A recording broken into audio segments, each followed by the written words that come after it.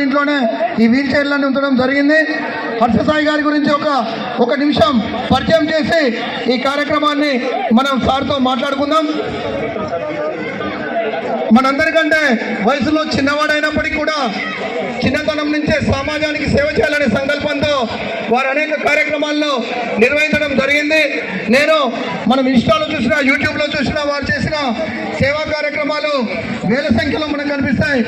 తాను సంపాదించిన దాంట్లో లక్షలాది రూపాయలను పేద ప్రజల కోసం ఖర్చు చేస్తున్న హర్షసాయి గారికి కురవి వీరభద్ర స్వామి ఆశీస్సులు ఉండాలని సందర్భంగా మా కురవి మండల ప్రజలందరి తరఫున కోరుకుంటూ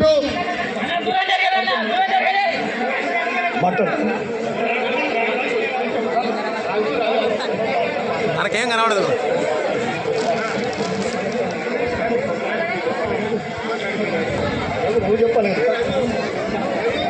హర్షసాయి గారు పేద ప్రజలను ఆదుకోవడం కోసం ఆశ్చర్యకరమైన కార్యక్రమాలు ఎన్నో చేయడం జరిగింది.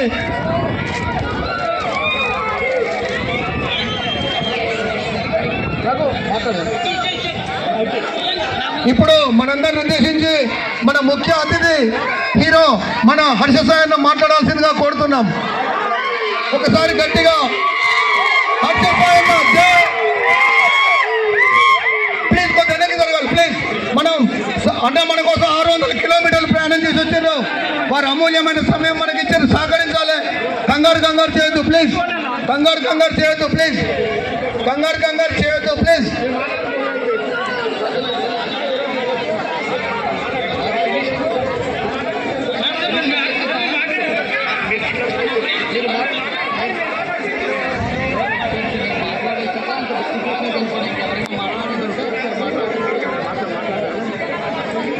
ఇప్పుడు డాక్టర్ శ్రీనివాస్ గారిని మాట్లాడాల్సిందిగా కోరుతున్నా.